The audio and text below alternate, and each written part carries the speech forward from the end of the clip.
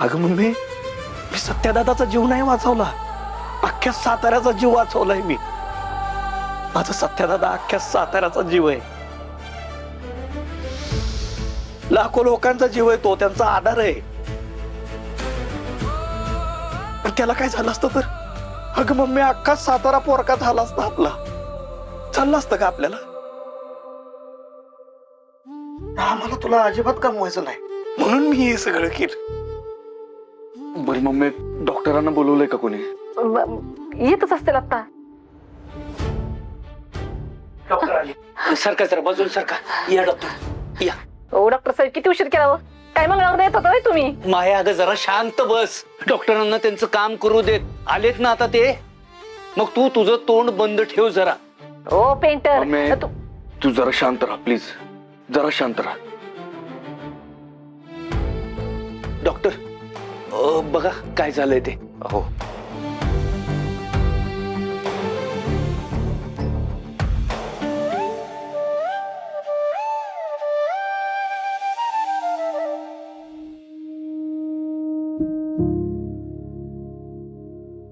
कशी झाली जखम? डॉक्टर काय झालंय, एका अज्ञात माणसानं त्याच्यावर हल्ला केला होता आणि म्हणून ती जखम झाली आहे त्याला. जास्त काय लागलेलं नाहीये ना, म्हणजे सिरियस नाहीये ना? वार हातावर झेलला म्हणून बरं झालं. चाकू हाताला लागलाय, थोडक्यावर निभावलंय. आपण ड्रेसिंग करूया.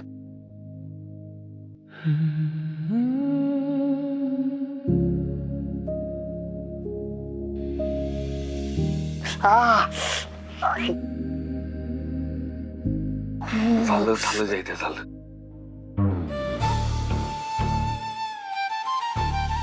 एक इंजेक्शन दिलेलं आहे इन्फेक्शन होऊ नये म्हणून. काळजी करू नका, जखम लवकर भरून येईल आणि जखमेला जास्त कुरवाडत बसू नका. काही औषधं लिहून देतो, तेवढी त्यांना वेळची वेळ द्या. सत्या, ते प्रिस्क्रिप्शन घे आणि गोळ्या औषधं घेऊन ये आणि डॉक्टरांना बाहेर सोड. होय. हे डॉक्टर साहेब सर. ओके.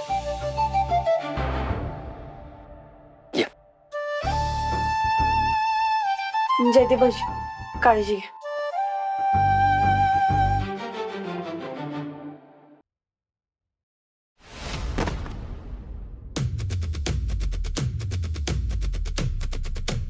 डॅडी साहेब,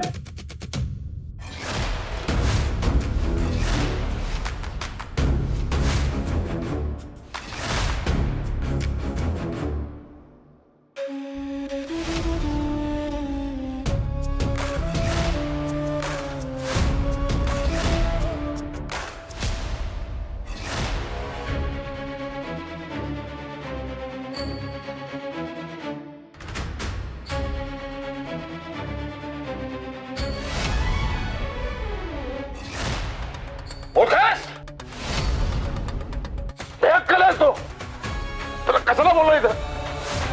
त्यांच्या आयुष्यात विष घालवायला, सत्या मंजूला उद्ध्वस्त करायला, त्यांना बरबाद करायला बोललोय. तू काय करतोस काय? त्या मंदिरी भागवतीच्या मागे मागे फिरतोस, गोंडा बोलतोस. त्या सत्याला हे कळलं ना, तुझा गळा चिरून टाकीन तो. मोठ कशाला पाहिजे? मोठ कशाला पाहिजे? हिच्या मागे लागलास तू, या मुलीच्या मागे लागलास तू. हिच्यामुळे हे घर बरबाद झालं, माझी आमदारकी गेली, बरबाद झालो मी. हे असं लपत छपत फिरावं लागतं मला. हिच्या मागे लागलास तू, हिला सून म्हणून आणलं तू या घरामध्ये. फोटो नाही पाहिजे.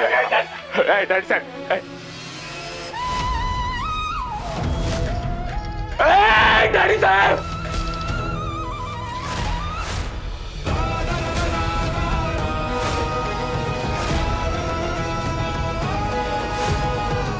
तुम्ही माझ्यावर हात उचलला मला चालेल, मला शिव्या घाला मला चालेल, पण माझ्या मंजिरीच्या बाबतीत मी एक शब्दही ऐकून घेणार नाही. शेवटचं सांगतोय तुम्हाला, माझं मंजिरीवर प्रेम आहे. मला लग्न करायचंय मंजूशी, आणि मंजूस या घराची सून होईल. मंजू फक्त माझी आहे, माझी. येत आहे लक्षात?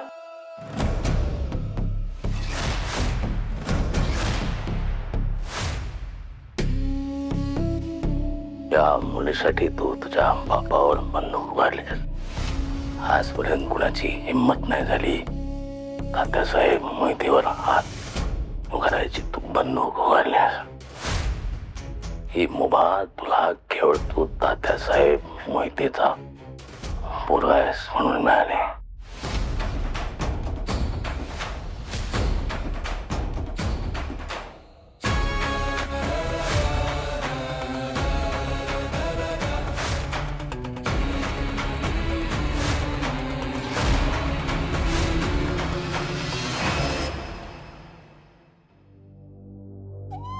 येणे बेट थांब.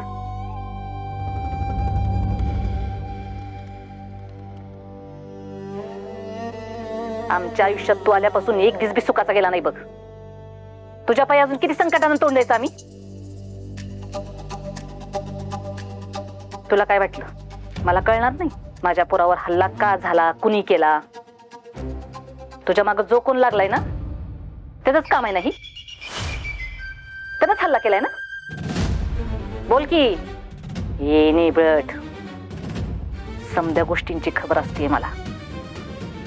तू माझ्या घराच्या कुंडलीत वापस आल्यापासून एका मागून एक संकटाची मालिका सुरूच आहे. बोल की कोण आहे ती? कोण आहे तो पोरगा? माझ्या घरच्यांना का त्रास देतोय तो? आणि तुझा जर कोणी दुश्मन असेल तर त्याचा त्रास माझ्या जायदारी सत्याने का सहन करायचा? सांगतेस का नाही? कोण आहे तो?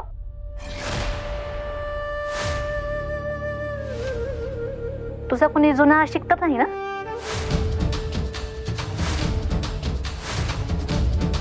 मम्मी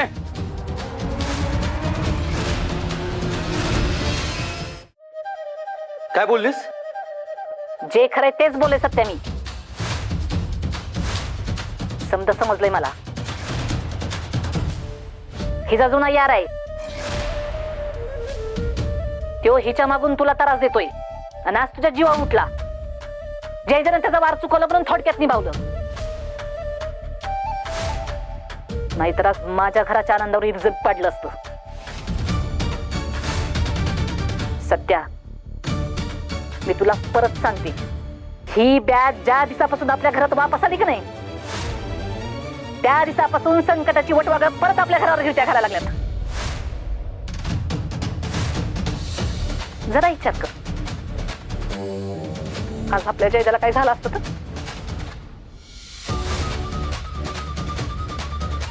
ह्या समजायला ही कारणीभूत आहे. अवलक्षणी कुठली? Mummy pass. वाटेल ते बोलू नकोस. उचलली जीप लावली टाळ्याला. आणि सगळ्यात आधी खरं काय ते माहित नसेल ना तर वाघमाऱ्यांवर खोटे आरोप करू नकोस. वाघमाऱ्यांचा ह्या सगळ्यात काहीच दोष नाही. वाटलंच होतं मला तू नेहमीप्रमाणे हिच्याच बाजूने बोलणार म्हणून. घेणारच, कारण वाघमारे निर्दोष आहेत. असं फक्त तुला वाटतंय, पण ह्या बाईला चांगलीच ओळखू नये मी. ढोंगी कुठली? असं मग मला सांग, जयदा बरोबर जे काय घडलं त्यात वाघमारे दोषी कशा काय? त्यांनी काय कुणाला मुद्दाम सांगून ठेवलंय का सुर्वे कुटुंबावर संकट आणा म्हणून? का सुर्वे कुटुंबावर संकट आलेला त्यांना उच्च कोटीचा आनंद मिळतो? काय सांगता येते? हिला आनंदच झाला असेल, आपलं सुख बोचत असेल ना हिला. स्वतः दरिद्री ती दरिद्री आणि आता आमचं सुख घ्यायला आली आश्रित बनून. Mummy pass.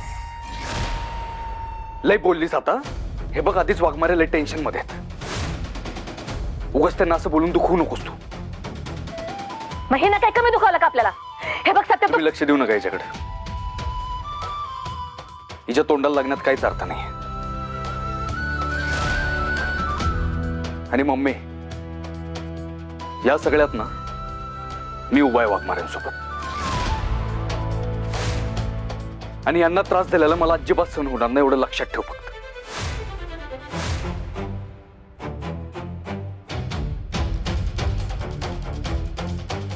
चला वाघमारे, चला तुम्ही आराम करा भाऊ.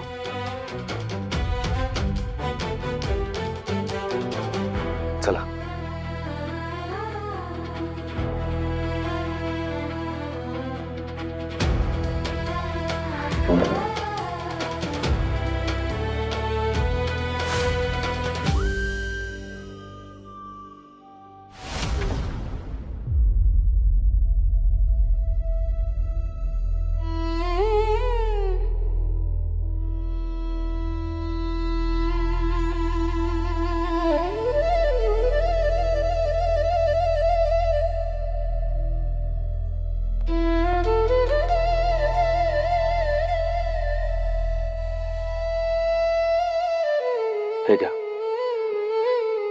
पाणी प्या.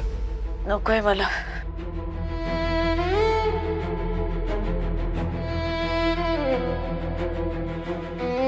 वाघमारे, मम्मीकडून मी तुमची माफी मागतो.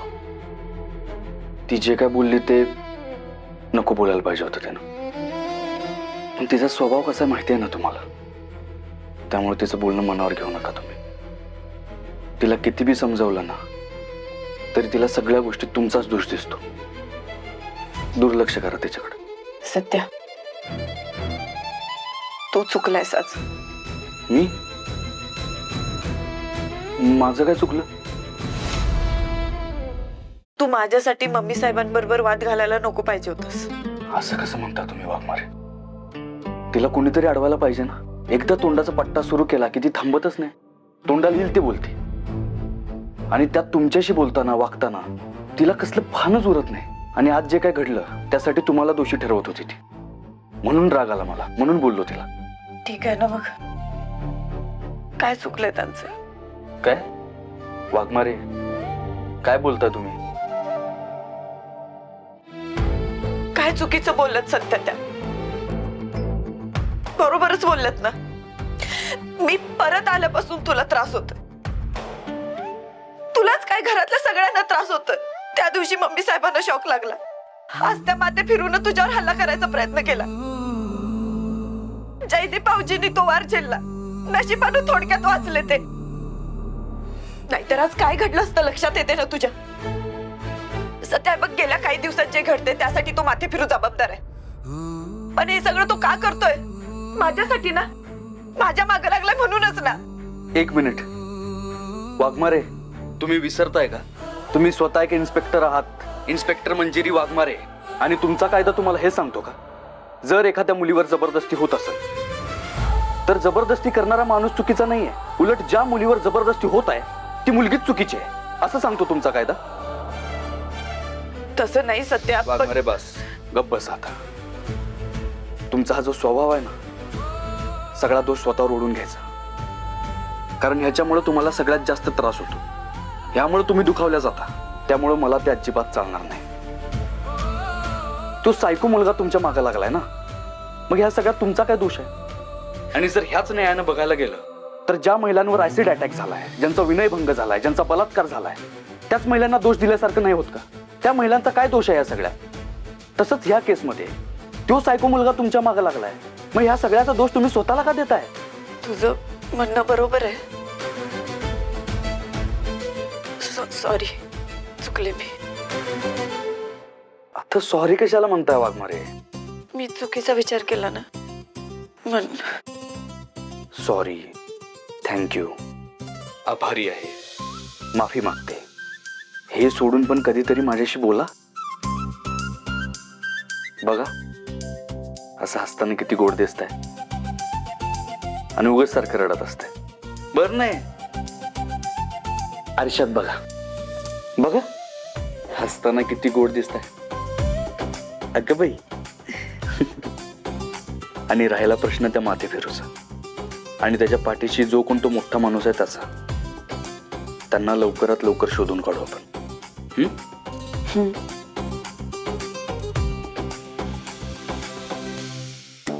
जयद्या, चल गोळ्या घेऊन टाक पटकन. आणि घ्यायची आहे, टाकायची नाही. काय कुकुल बाळ आहे का मी? गोळी घ्यायची, गोळी टाकून नाही द्यायची. कळतंय की मला. उगाच आई बनायला जाऊ नकोस माझी. कशाला चिडचिड करतो रे? आई वगैरे काही बनत नाही मी. बायको आहे ना, पण बायकोचं पण ऐकायचं असतं. काळजीपोटी सांगते मी, घे चल लवकर. बर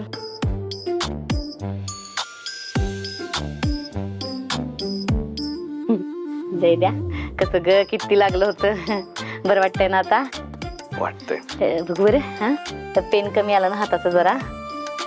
बरे बरे. बरं झालं ग बाई. जयद्या, एक काम करूया का आपण? जेवण झाली, गोळ्या खाल्ल्या, आता झोपायची वेळ आली आणि आता कसलं तुला काम सुचतंय सपनी? थांब जरा.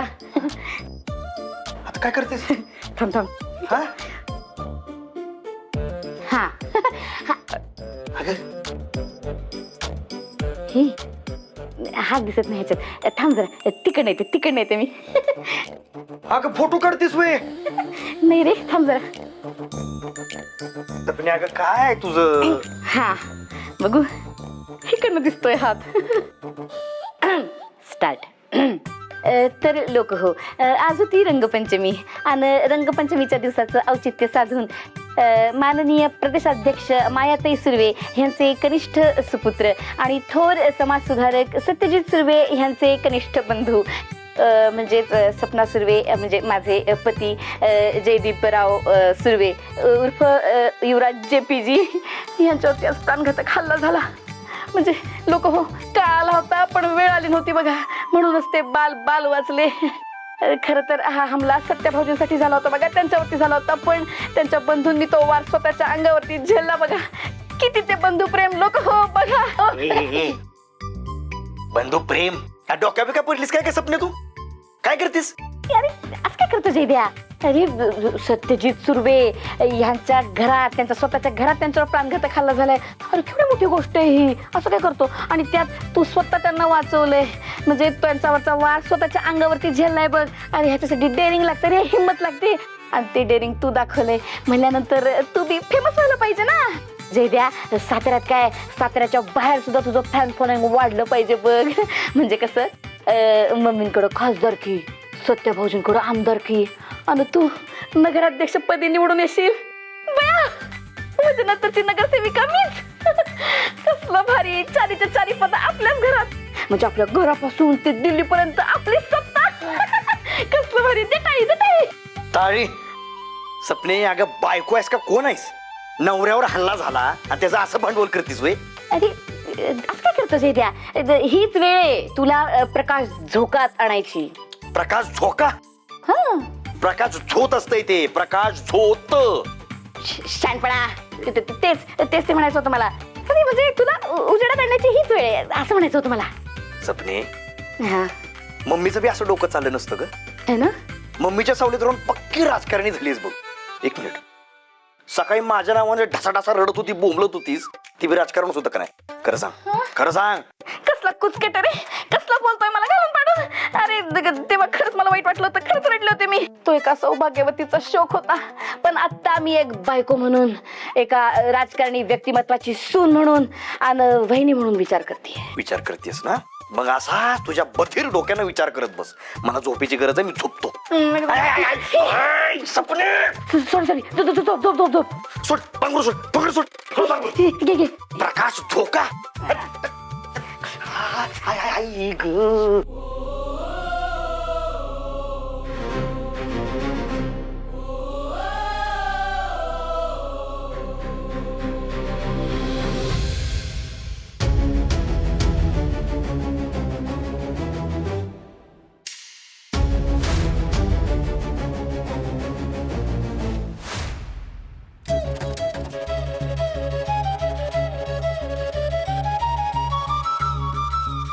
चल काहीतरी खाऊन घे. भूक नाहीये मला. मूर्खासारखं वागू नकोस, तू काही खाल्लेलं नाहीस. चल. बोललो ना भूक नाहीये. तुम्ही प्लीज जा इथून. माझा एक तुझ्या मुलीच्या मागे लागलाय, तुला मिळणार नाही ते. तिचं नाच सोड. नाही सोडणार. मी मंजूशी लग्न करणार म्हणजे करणार. डॅडी साहेब तुम्हाला समजत नाहीये का? मंजू फक्त माझी आहे, माझी, इतर कोणाचीच नाही.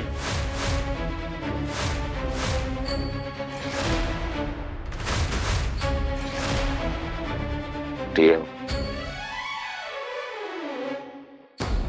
हे पिस्तूल घे.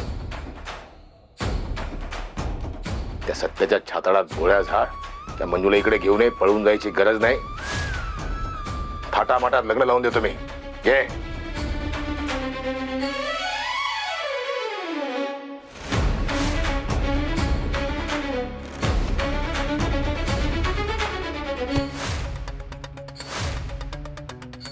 झालं? घाबरला? घाबरलो नाहीये मी डॅडी साहेब. त्या सत्याला तर बिलकुलच नाही. त्या सत्याला संपवायचं असतं तर कधीच संपवलं असतं. काय लागतं त्याला? गन उचला, ट्रिगर दाबा, संपला. नाही डॅडी साहेब, त्या मंजूने मला दिवसलंय, त्रास झालाय मला. म्हणून मी पहिले मंजूला जिंकणार आणि मग त्या सत्याला संपवणार.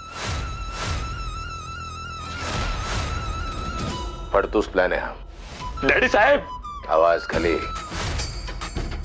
बाप आहे मी तुझा. त्यापेक्षा जास्त पावसाळे, उन्हाळे, हिवाळे पाहिलेत मी. त्या मंजूला मी चांगलं ओळखतो. तिच्या मनात त्या सत्याशिवाय कुणीच नाही.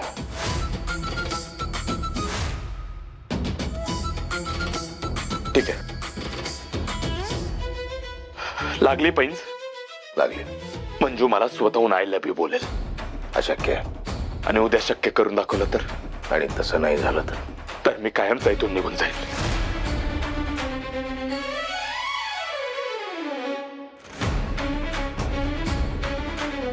मंजू, मला आय लव्ह यू बोलायला तयार राहा.